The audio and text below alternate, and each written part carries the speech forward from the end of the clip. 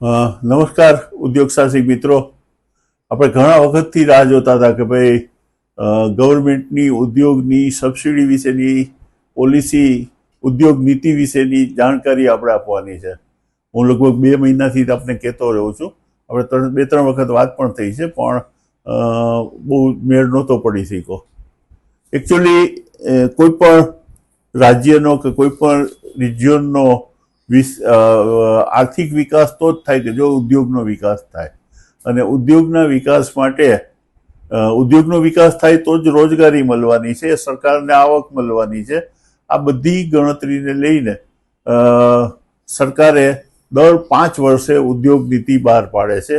એમાં ઉદ્યોગને કેવા કેવા લાભો મળી શકશે, કેવા બેનિફિટ આપી શકાય, સબસિડી કેટલી આપી શકાય, એ બધા વિશેની ચર્ચા કરે છે. આ અંગે એક ઉદ્યોગ નીતિ વિશેની ચર્ચા કરવા માટે આજે આપણી સાથે રાજકોટના પ્રોજેક્ટ કન્સલ્ટન્ટ, જે આ ફિલ્ડના ખૂબ એક્સપર્ટ વ્યક્તિ છે અને સારી એક નામના ધરાવે છે, એવા શ્રી રાજેશભાઈ આપણી સાથે છે. રાજેશભાઈ આજે આપણને આ નવી ઉદ્યોગ નીતિ વિશેની વાત કરશે. તો નમસ્તે રાજેશભાઈ. સુરેશભાઈ, ખૂબ ખૂબ આભાર. તમે મને આ ઉદ્યોગ સાહસિક ચેનલના માધ્યમથી, આપના માધ્યમથી તમે મને આમંત્રિત કર્યું, અને ખાસ કરીને ગુજરાત અને સૌરાષ્ટ્રના MSME ઉદ્યોગ સાહસિકો જે છે એમને સાથે લાઈવ થવાનો મોકો મળ્યો છે. ત્યારે આજની આ ઉદ્યોગ નીતિ આપણી જે છે અને ઉદ્યોગોને કયા કયા લાભો મળે છે, ખાસ કરીને એના ઉપર આપણે આજે વાત કરી રહ્યા છીએ. એના માટે આપનો ખૂબ ખૂબ આભાર. અચ્છા, તો આમાં હવે પહેલેથી જ, કેમ કે બહુ લાંબી પોલિસી છે અને આપણે ટૂંકા સમયમાં ચર્ચા કરવાની છે, તો ઉદ્યોગ શરૂ કોઈ વ્યક્તિ કરે તો એને કેવી રીતે લાભ મળે ને કેટલા લાભ મળે? 2 રીતે આપણે વાત કરી શકીએ. સામાન્ય રીતે કોઈ વ્યક્તિ મેન્યુફેક્ચરિંગ કરે છે તો કાં તો નવો બિઝનેસ ચાલુ કરે છે, નવી જ પેઢી બનાવી અને નવું જ મેન્યુફેક્ચરિંગ યુનિટ કરે છે, તો એવા લોકોને આમાં આવરી લેવામાં આવ્યા છે. અને એક એક્ઝિસ્ટિંગ લોકો જે પોતે ઓલરેડી કંઈક મેન્યુફેક્ચરિંગ કરી રહ્યા છે, પોતાનું કંઈક પ્રોડક્શન કરે છે, તો આવા લોકો એક્સપાન્શન કરે, એટલે પોતાનું જે પ્લાન્ટ છે એમાં વધારો કરે છે, મેન્યુફેક્ચરિંગ કેપેસિટીમાં વધારો કરે છે. એમાં પણ એ એક્સપાન્શનને આવરી લેવામાં આવે છે. ને એક્સપાન્શનની અંદર કંઈક એવી રીતે સમજાવવામાં આવ્યું છે કે જે તમારી મશીનરી છે એ તમે વધારો થતો, તમારી કેપેસિટી છે 50%થી વધારે લઈ આવો, ટોટલ જે નવું ઇન્વેસ્ટમેન્ટ લઈ આવો છો. માની લો કે અત્યારે મેં જે મારું પ્રોડક્શન યુનિટ છે એની અંદર ઇન્વેસ્ટમેન્ટ 1 કરોડનું કરેલું છે મશીનરીની અંદર, એટલે હું માઇક્રો યુનિટ છું. માની લો 1 કરોડથી નીચે છે થોડુંક, તો હું માઇક્રો યુનિટ છું. હવે હું બીજા 1 કરોડ લઈ આવું છું, એટલે કે એમાં હું 30 લાખ રૂપિયાનો શેડ બનાવું છું, 70 લાખની મશીનરી લઈ આવું છું, અથવા તો 30 લાખ બીજે કોઈ અધર વસ્તુમાં વાપરું છું અને 70 લાખની મશીનરી લઈ 1 કરોડ નવું ઇન્વેસ્ટમેન્ટ લઈ આવું છું. તો ટોટલ જે ઇન્વેસ્ટમેન્ટ છે એના 60% મિનિમમ મશીનરી હોવી જોઈએ અને 40% અધર કમ્પોનન્ટ હોવા જોઈએ, તો મારું એક્સપાન્શન કન્સિડર ગણવામાં આવે. આ જગ્યાએ હું 30 લાખ રૂપિયાના મશીનરી લઈ આવું, 70 લાખનો શેડ બનાવું, તો એક્સપાન્શન ના ગણાય. તો આવી રીતે નવા મેન્યુફેક્ચરિંગ યુનિટ અને એક્સપાન્શન, આ 2 પ્રકારના કેસ જે છે ઇન્વેસ્ટર છે, મેન્યુફેક્ચરર છે, એને આની અંદર આવરી લેવામાં આવ્યા છે અને એમને આ પોલિસીની અંદર સબસિડી મળતી હોય છે. અચ્છા, તો આપણે મિસઅન્ડરસ્ટેન્ડિંગ ન થાય એટલા માટે શરૂઆત આપણે એ રીતે કરીએ કે નવો ઇન્ડસ્ટ્રી કોઈ કરે છે તો એને કેવી રીતે કેટલો લાભ મળે?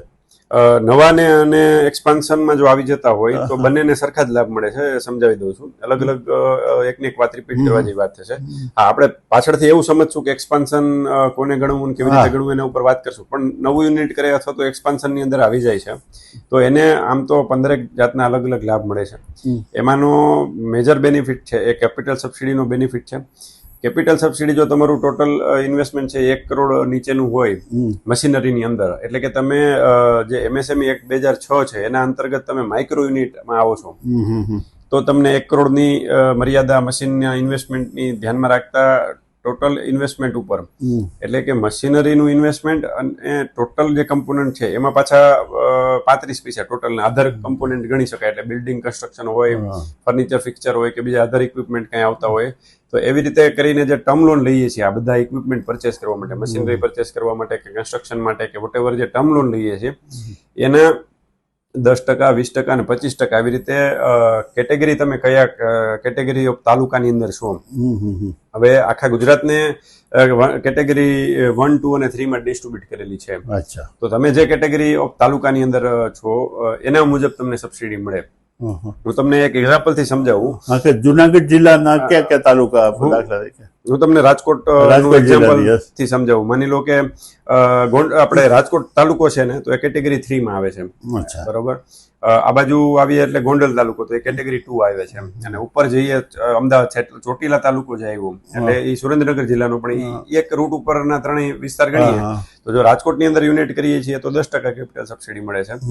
ગોંડલમાં કરીએ તો 20% મળે છે. અને ચોટીલા તાલુકાની અંદર કરીએ તો એમાં 25% કેપિટલ સબસિડી મળે છે. એમાં બી મર્યાદા છે 10 લાખ, 20 લાખ અને 10 લાખ, 25 લાખ અને 35 લાખની મર્યાદા છે કેપિટલ સબસિડીની, જે ટર્મ લોનના ગણાતા હોય છે. ટોટલ ઇન્વેસ્ટમેન્ટ ઉપર નથી. એ ટર્મ લોન ની અમાઉન્ટ જે છે એના ઉપર આ જે કેપિટલના પર્સન્ટેજ છે 10%, 20%, 25% એ લાગુ પડતા હોય છે. ઘણી વખત સામાન્ય પ્રશ્ન થતો હોય કે ભાઈ આમાં લોન લેવી જરૂરી છે, લોન ના લઈએ તો સબસિડી મળે. તો તમને સબસિડી એટલા માટે નથી મળતી કે જે સબસિડી મળવા પાત્ર છે એ જ ટર્મ લોન ઉપર છે. બીજી મિસ્ટેક અહીંયા એ કરતા હોય છે સુરેશભાઈ, કે લોકો છે પોતાના ઘરને કે મોર્ગેજ કરી અને મોર્ગેજ લોન લઈ લે છે. મશીનરી લેવા માટેની કે યુનિટ ચાલુ કરવા માટેની કે એક્સપાન્શન કરવા માટેની ટર્મ લોન બેંકમાંથી લેવી પડે, અને પ્રોજેક્ટ લોન આપણે કરીએ એના ઉપર આપણે સબસિડી મળવા પાત્ર થતી હોય છે. અચ્છા, પણ લોન લેવી હોય તો જ કેશ સબસિડી લેવી હોય એમાં તો લોનની જરૂર નહીં ને, એમાંય જરૂરી. એટલે હવે આ ઇન્ડસ્ટ્રીયલ પોલિસી 2020 કે 15 કે હતી એની અંદર વર્ડમાં ફેરફાર કરી નાખ્યા. પહેલાના સમયમાં કેવું થતું હતું, તમારું ટોટલ ઇન્વેસ્ટમેન્ટ કરો તો એના ટકાવારી મળતી હતી. હા, યસ. એટલે તમે લોન લ્યો કે પોતાના કેપિટલ થી તમે પ્રોજેક્ટ કરો, ફેર નહોતો પડતો. પણ હવે શું થયું કે એ ટર્મ લોન ના 10% મળે છે, ટર્મ લોન ના 20% મળે છે. એટલે જેટલી લોન લીધેલી હોય એના ઉપર જ મળે. ઓકે, એટલે ટોટલ ઇન્વેસ્ટમેન્ટ ઉપર નહીં, લોન જેટલી લીધેલી છે. લોનમાં પણ કેવું થતું હોય, કન્સ્ટ્રક્શન ની લોન મૂકો છો તો તમને બેંક 60% કે 70%, 75% લોન આપે, ટોટલ એસ્ટિમેટ હોય એનું. અને મશીનરીના કોટેશન છે તો એના 75% થી લઈને 80% સુધી બેંક છે લોન આપતી હોય છે. બરોબર. તો એ જે ટર્મ લોન આપણે કરીએ છીએ એના ઉપર આપણને સબસિડી મળે છે. અચ્છા, અને બીજો જે બેનિફિટ છે એ ઇન્ટરેસ્ટ સબસિડી છે એ કઈ રીતે? હા, હવે 1 કરોડ સુધીનું યુનિટ હોય કે 1 કરોડ થી ઉપરનું ઇન્ટરેસ્ટ સબસિડી બધાને મળે છે. કેપિટલ સબસિડી 1 કરોડ ઉપર મશીનરી જાય છે તો નથી મળતી. ઇન્ટરેસ્ટ સબસિડીની અંદર પણ કેટેગરી આપણે જેમ વાત કરી 1, 2, 3 છે, એવી રીતે ત્રીજા નંબરની કેટેગરીની અંદર આપણને જે વાત કરીએ તો એ ઇન્ટરેસ્ટ સબસિડી 5% મળે છે, 5 વર્ષ માટે મળે છે. બીજા નંબરના કેટેગરીના તાલુકામાં 6% મળે, 6 વર્ષ માટે મળે. અને કેટેગરી 1 ની અંદર 60% થી લઈ 7 વર્ષ સુધી મળે છે. એટલે આપણે જે ટોટલ ઇન્ટરેસ્ટ પે કરી છીએ એમાંથી 5, 6 અને 7% એવી રીતે આપણને રિએમ્બર્સ થઈ જતું હોય છે. એટલે દર 6 મહિને આપણે એના ક્લેમ મૂકવાના હોય છે સેન્કશન થયા પછી. મર્યાદા એની જે છે એ આપણી કેપિટલ સબસિડીની 25 લાખ, 30 લાખ અને 35 લાખ છે કેટેગરી વાઇઝ. અને એ સીધા ડાયરેક્ટ બેંકના આપના એકાઉન્ટમાં જમા થઈ જાય. યસ, આપણા બેંક એકાઉન્ટમાં જમા થાય. એટલે એક કેશ સબસિડી ને ઇન્ટરેસ્ટ સબસિડીની વાત થઈ. કેપિટલ સબસિડી અને ઇન્ટરેસ્ટ સબસિડી. હા, અચ્છા. એની પ્રોસિજરમાં ડીઆઈસી મારફત કરવાની કે ડીઆઈસી મારફત કે ડાયરેક્ટ ઓનલાઈન છે? 10 કરોડ સુધીના પ્રોજેક્ટ છે ડીઆઈસી થાય છે. 10 કરોડ ઉપરના સીધા ઇન્ડસ્ટ્રીયલ કમિશનર ગાંધીનગર સરતે હોય છે. ઓકે, અને બધું ઓનલાઈન જ કરવાનું હોય છે ને? બધું ઓનલાઈન થઈ ગયું છે. આની અંદર જે કેપિટલ અને ઇન્ટરેસ્ટ સબસિડી છે એ ઓનલાઈન અત્યારે થઈ રહી છે. જીએસટી ની સબસિડી નવી ઇન્ટ્રોડ્યુસ કરેલી છે આ વખતે. ઇન્ડસ્ટ્રી આમ હતી એની 16-21 ની અલગથી પોલિસી હતી. પહેલા ઇન્ડસ્ટ્રીયલ પોલિસી 15 હતી અને એની સાથે 16-21 ની જીએસટી રિમ્બર્સમેન્ટની પણ પોલિસી હતી. પછી ઇન્ડસ્ટ્રીયલ પોલિસી 2020 આવી. એમાં જીએસટી 20 છે એ કે 25 માર્ચ સુધી લાગુ પડશે કે 25 ડિસેમ્બર સુધી? ઇન્ડસ્ટ્રીયલ પોલિસી 2020 હતી, એને અમેન્ડ કરીને 5/10/2022 આત્મનિર્ભર ગુજરાત સ્કીમ 2022 એવું નામ આપવામાં આવ્યું. ને 2027 સુધી 5 વર્ષ સુધી રહેશે. 2027 સુધી આ સ્કીમ ચાલુ રહેશે, નવી પોલિસી. યસ.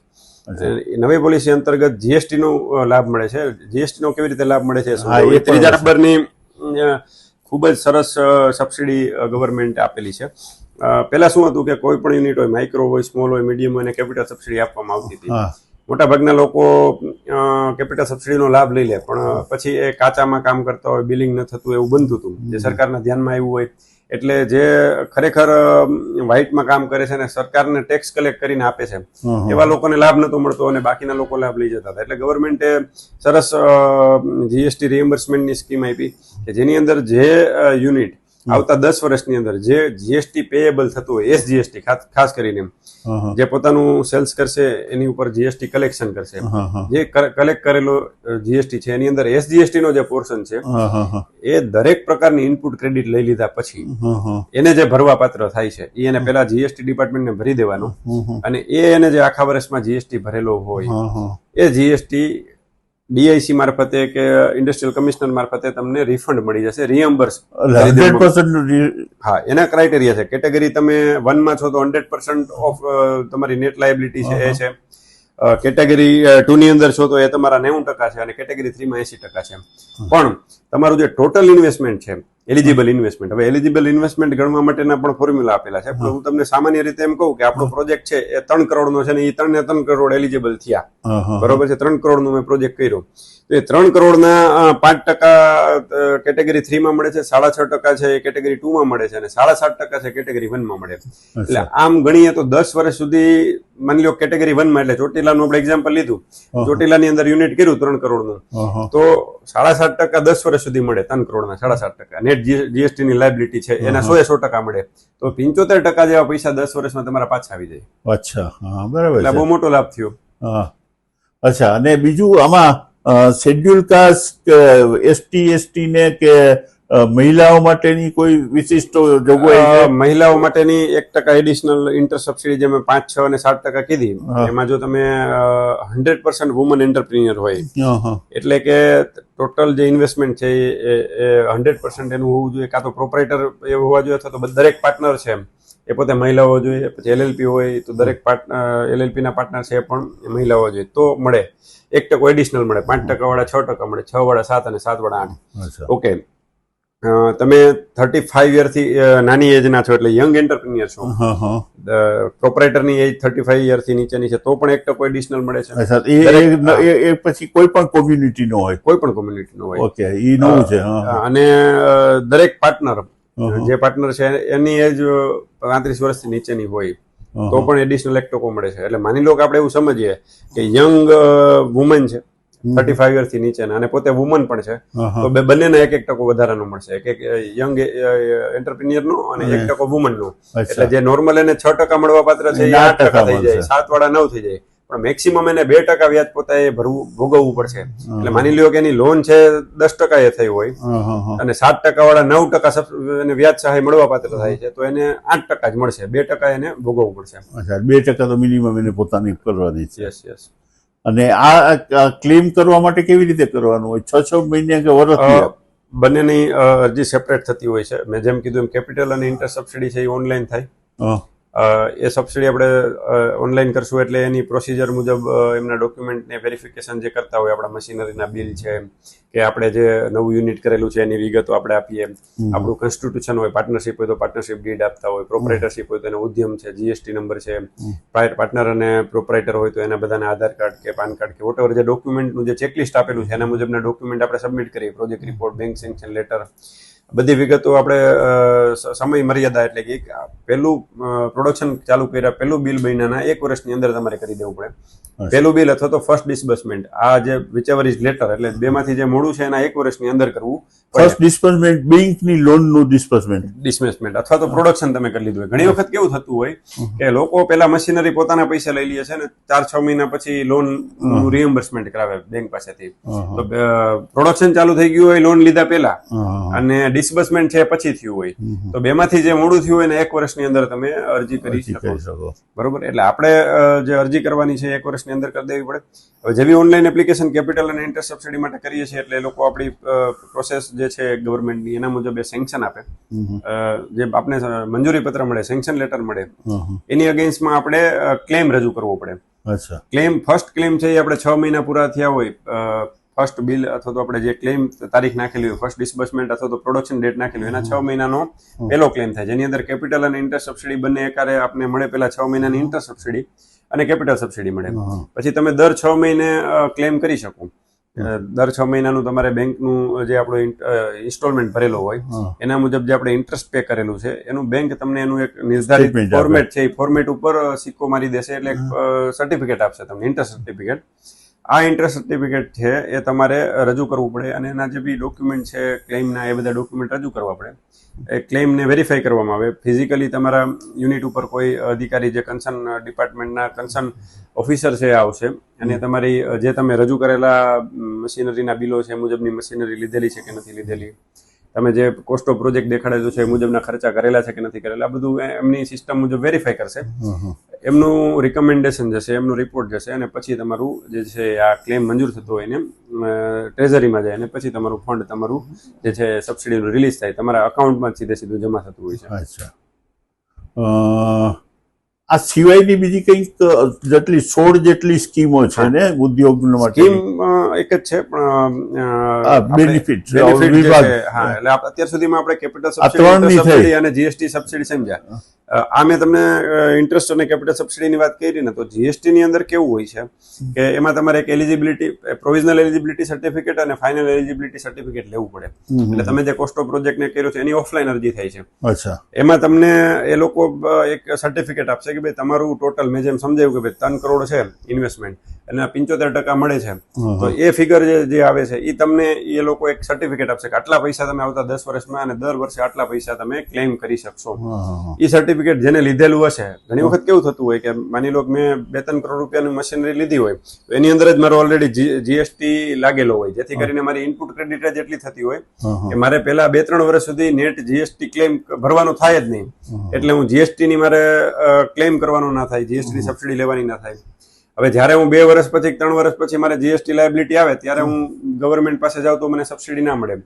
એટલે એના માટે તમારે પહેલા વર્ષની અંદર તમારે આ પ્રોવિઝનલ એલિજિબિલિટી સર્ટિફિકેટ અને ફાઇનલ એલિજિબિલિટી સર્ટિફિકેટ લઈ લેવું પડે. એ ક્યાંથી લેવાનું? એ પણ આ ડીએસસી માંથી 10 કરોડ ઉપર છે ઇન્ડસ્ટ્રીયલ કમિશનર. અચ્છા. આ તમે જો લઈ લ્યો છો તો જ તમને આવતા 10 વર્ષમાં કોઈ પણ વર્ષમાં જ્યારે તમે ક્લેમ કરો છો નેટ લાયબિલિટી આવતી હોય ત્યારે તમે ક્લેમ કરી શકો. ઓકે. પછી બીજા ક્યાં બેનિફિટ છે? એના સિવાય ઘણા બધા બેનિફિટ છે, હું તમને સમજાવું ને એમના તમને હું નામ સમજાવી દઉં કે ભાઈ ઈપીએફ રિમ્બર્સમેન્ટ છે કે જેની અંદર તમારું પીએફ જે એમ્પ્લોયર પ્રોવિડન્ટ ફંડ ભરવાનું થતું હોય એ તમને બાદ મળી જતું હોય છે, રિમ્બર્સ થતું હોય છે. માર્કેટિંગ માટેની કંઈક પણ ઘણા બધા છે. આસિસ્ટન્ટ ફોર ક્વોલિટી સર્ટિફિકેટ, નવા ક્વોલિટી સર્ટિફિકેટ, જેડ સર્ટિફિકેટ છે કે તમારે આઈએસઓ કે આઈએસઆઈ લેવું પડતું હોય છે. એક્સપોર્ટ માટે ઘણા બધા સર્ટિફિકેટ લેવા પડે, તો એ સર્ટિફિકેટ ઉપર તમને મળે છે. ઇન્ફોર્મેશન ટેકનોલોજી કંઈ તમે ઇમ્પ્લિમેન્ટ કરાવો છો તો એનો જે ખર્ચ કરો એના ઉપર પણ સબસિડી મળે છે.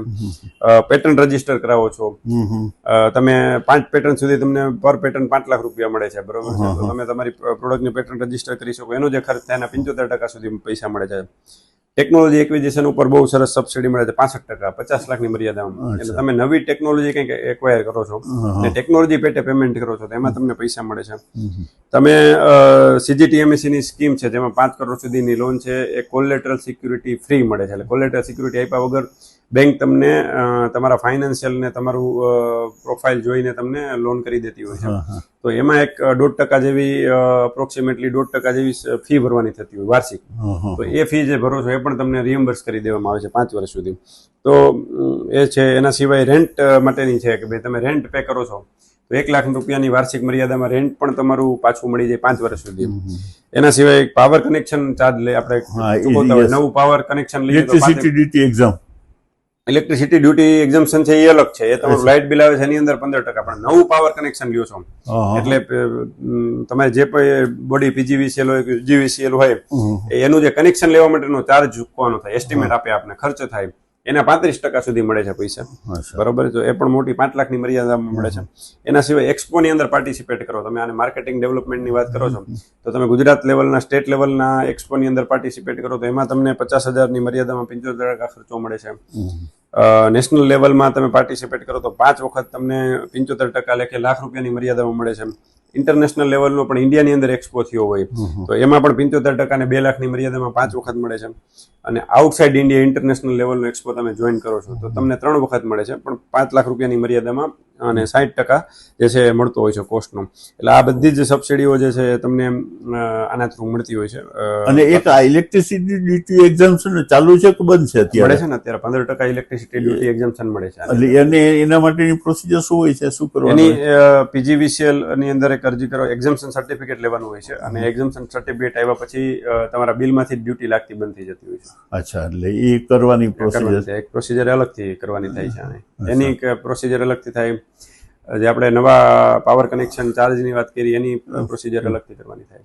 અચ્છા, આ સિવાય ઉદ્યોગને લગતી બીજી કોઈ સ્કીમ? આ જે વાત કરી ને આપણે જનરલાઇઝ વાત થઈ, આ માઇક્રો સ્મોલ અને મીડિયમ એન્ટરપ્રાઇઝને લાગુ પડતી વાત થઈ. લાર્જ ઇન્ડસ્ટ્રી માટે પણ અલગ સ્કીમ છે, આની અંદર જ પ્રોવિઝન છે, પણ એ તો આપણે બહુ લાગુ પડતું નથી. એના સિવાય તમે ઇલેક્ટ્રોનિક ગુડ્સ બનાવો છો તો ઇલેક્ટ્રોનિક માટેની અલગથી પોલિસી છે, એમાં 15% જેવી કેપિટલ સબસિડી મળે છે. ગાર્મેન્ટ ટેક્સટાઇલ ઉપર પણ કંઈક ઘણી ટેક્સટાઇલ પોલિસી અત્યારે ઓપરેટિવ નથી. નથી. આમ અને એના સિવાય તમે બાયો ફ્યુલ કે બાયોટેકનોલોજીને રિલેટેડ કંઈ બાયોમેડિકલ ડિવાઇસ છે, બાયોફ્યુલ બનાવો છો કે બાયો ચીપ બનતી હોય છે, એ બધું તમે કરો છો તો એની અંદર પણ 25% કેપિટલ સબસિડી મળે છે. 250 કરોડની સબસિડીની અમાઉન્ટની લિમિટ છે એમાં. એ બહુ હાઈ એન્ડ અને ઇમર્જિંગ પ્રોડક્ટ છે. એની અંદર 60% જેવી વ્યાજ સહાય મળતી હોય છે. એમાં કેટેગરી ઓફ તાલુકા ને એવું કંઈ નથી. એની આખી પોલિસી છે એ પાછી 20-25 મિનિટનો આખો સેશન એનો થઈ શકે, પણ એ આખી અલગ વાત છે. બાયોટેકનોલોજી પોલિસી છે, મેં કીધું એમ ઇલેક્ટ્રોનિક માટેની અલગથી પોલિસી છે. એટલે અચ્છા, આની આમ જનરલ પ્રોસિજર શું હોય છે? એક બે મિનિટમાં આપ જો કહી શકાય. સામાન્ય રીતે મેં સમજાવી તો દીધું જ છે કે ભાઈ તમારે ઓનલાઈન એની ડીઆઈસી ની વેબસાઇટ છે ic.gujarat.gov.in, એની અંદર જઈને તમારો પ્રોજેક્ટ રજીસ્ટર કરવાનો હોય છે. એની અંદર જઈને તમારે આની કેપિટલ અને ઇન્ટરેસ્ટ સબસિડી સેન્કશન કરવા માટેની એપ્લિકેશનનો ઓપ્શન આવે છે. એમાં તમારે ડેટા ફિલઅપ કરવાનો, ડોક્યુમેન્ટ અપલોડ કરવાના, ત્યાં જ ઓનલાઈન એક એપ્લિકેશન સબમિટ કરવાની. જે એપ્લિકેશન તમે સબમિટ કરો છો એની પ્રિન્ટ કાઢી એને સાઇન કરીને પાછી એપ્લિકેશન ત્યાં સબમિટ કરી અને એની એક ફિઝિકલ કોપી આ બધા જ ડોક્યુમેન્ટની તમારા જિલ્લામાં જે ડીઆઈસી છે, જિલ્લા ઉદ્યોગ કેન્દ્ર, ત્યાં સબમિટ કરી દો. એટલે આ પ્રોસેસ છે તમારી સેન્કશનમાં આવી જાય. કંઈ ક્વેરી હશે તો તમને લેટર આવશે, 15 દિવસમાં એનો જવાબ આપી દો અને તમારી જે સબસિડી છે સેન્કશન થઈ જતી હોય છે. અને પછી દર 6 મહિને મેં કીધું એમ સેમ પ્રોસિજર હોય છે ક્લેમ કરવા માટેની. મંજૂરી પત્રનો એક જે રેફરન્સ હોય છે એના આધારે તમે દરેક વખતે દર 6 મહિને ઓનલાઈન ક્લેમ કરી શકશો. એક ક્લેમ ઓનલાઈન સબમિટ કરો છો એની એક ફિઝિકલ કોપી પણ તમારે ત્યાં ડીએસીમાં સબમિટ કરવાની. એ લોકો વિઝિટ કરશે અને તમને ક્લેમ મંજૂર કરી આપશે. બહુ સામાન્ય અને સિમ્પલ પ્રોસેસ છે. અચ્છા, મને લાગે પ્રોસિજર વાઇઝ હવે બધું ઈઝી થોડું થતું ગયું ઓનલાઈન થઈ ગયું, ઈઝી થઈ ગયું, ઘણું બધું થઈ ગયું, ઓનલાઈન થઈ ગયું. એને બદલે ઓનલાઈન છે. સારું. તો ઉદ્યોગ વિશે બીજી કંઈ આપને કંઈક કહેવા જેવું લાગતું હોય, ઉમેરવા જેવું લાગતું હોય તો? ખાસ કરીને 2-3 વસ્તુ હોય છે. જ્યારે તમે નવો પ્રોજેક્ટ લેવો છો તો એક્સપાન્શન કરો છો તો એવા કેસમાં જે તમારો કોસ્ટ ઓફ પ્રોજેક્ટ અને બેંકમાં તમે પ્રોજેક્ટ જે મૂકો છો ને એ બનાવવો અને એનું જે પ્લાનિંગ કરવું ને પ્રોજેક્ટ રિપોર્ટ બનાવો ને ત્યારે ઘણું બધી વસ્તુઓ ધ્યાનમાં રાખવી પડતી હોય છે કે તમારી મશીનરીની અમાઉન્ટ કેટલી છે, એની સંદર્ભમાં બીજું કેટલું કન્સિડર થશે. હવે સોલાર પ્રોજેક્ટ રિપોર્ટ તમે બનાવી આપો છો? આપણે બનાવી આપીએ, પ્રોજેક્ટ રિપોર્ટ બનાવી આપીએ, બેંકમાંથી લોન પણ સેન્કશન કરવામાં મદદરૂપ થઈ શકીએ. હવે શું થાય, સોલાર જે છે ને એ પણ મશીનરીમાં કાઉન્ટ કરવામાં આવે છે. એટલે તમે સોલાર જો તમારી ત્યાં ઇન હાઉસ કરી નાખો છો તો તમારી જીએસટી ની સબસિડી 10 વર્ષ માટે વધી જાય. તો એ કેલ્ક્યુલેશન આપણે કરી શકીએ બેસીને. એ 1 to 1 સમજવું પડે દરેક પ્રોજેક્ટમાં, દરેકના પ્રોજેક્ટની અંદર કેવી રીતે વર્કઆઉટ થઈ શકે છે. તો એ આપણે એ પ્લાનિંગ વખતે જો તમે આ બધી વસ્તુને સમજી લ્યો તો તમે વધુ સબસિડીનો લાભ લઈ શકો છો. તો ઉદ્યોગ સાહસિક મિત્રો, આપણે ઉદ્યોગમાં એવું કહેવામાં આવે છે કે ખર્ચ કરી અને ખર્ચ બચાવો. તો આ કન્સલ્ટન્સીનો થોડો ખર્ચ કરો પણ એના સામે તમને ઘણા બધા બેનિફિટ મળે. ઘણી બધી તમને જાણકારી ન હોય, તમને પોતાને કંઈ ખબર ન હોય એના વિશેની સાચી માર્ગદર્શન મળે, માહિતી મળે અને તમે આને લગતા લાભો લઈ શકો. તો મને લાગે છે આજની આ વાત આજે આપણે અહીંયા પૂરી કરીએ. આશા છે કે તમને કંઈક ઉપયોગી થયા હશે. સબસ્ક્રાઈબ કરજો, શેર કરજો અને લાઈક કરજો. આભાર.